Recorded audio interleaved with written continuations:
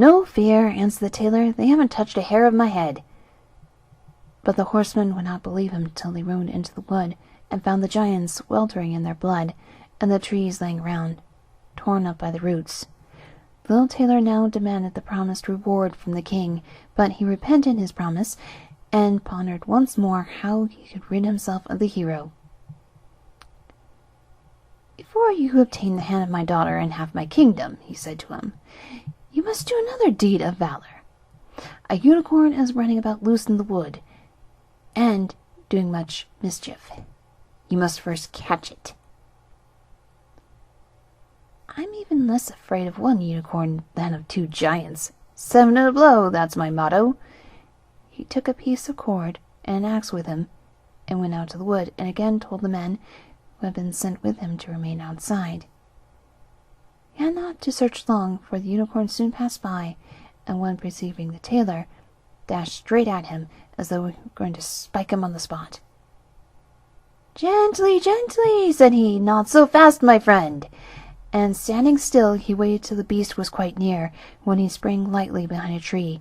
The unicorn ran with all its force against the tree, and rammed its horn so firmly into the trunk that it had no strength left to pull it out again, and was thus successfully captured.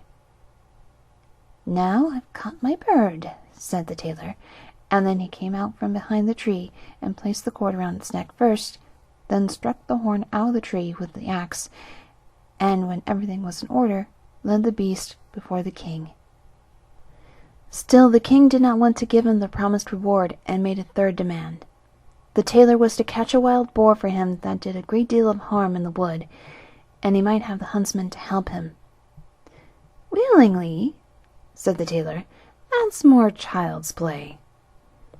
But he didn't take the huntsman into the wood with him, and they were well enough pleased to remain behind, for the wild boar had often received them in such a manner that did not make them desire its further acquaintance.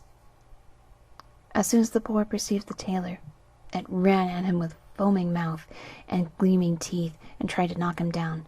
But our alert little friend ran to a chapel that stood near, and got out of the window again with a jump. The boar pursued him into the church, but the tailor skipped round to the door and closed it securely. So the raging beast was caught, for it was far too heavy and unwieldy to spring out of the window. The little tailor summoned the huntsmen together, that they might see the prisoner with their own eyes. Then the hero betook himself to the king, who was obliged now, whether he liked it or not, to keep his promise, and hand him over his daughter and half his kingdom. Had he known that no hero warrior, but only a little tailor stood before him, it would have gone even more to his heart. So the wedding was celebrated with much splendor and a little joy, and the tailor became a king. After the time, the queen heard her husband saying one night in his sleep, "My lad, make that waistcoat and patch these trousers, I'll box your ears." Thus she learned in what rank the young gentleman had been born, and next day she poured forth her woes to her father, and begged him to help her to get rid of a husband who was nothing more nor less than a tailor. The king comforted her, and said, "Leave your bedroom door open tonight. My servants shall stand outside, and when your husband is fast asleep they shall enter, bind him fast, and carry him on to a ship, which shall sail away out into the wide ocean." The queen was well satisfied with the idea, but the armor-bearer, who had overheard everything, being much attached to his young master, went straight to him and revealed the whole plot. "I'll soon put a stop to the business," said the tailor. That night he and his wife went to bed at the usual time, and when she thought he had fallen asleep, she got up, opened the door, and then lay down again. The little tailor, who had only pretended to be asleep, began to call out in a clear voice, "My lad, make that waistcoat and patch those trousers, I'll box your ears. I have killed 7 at a blow, slain 2 giants, led a unicorn captive, and caught a wild boar.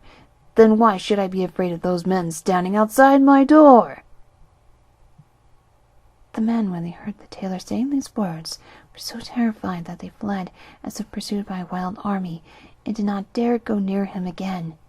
So the little tailor was and remained a king all the days of his life.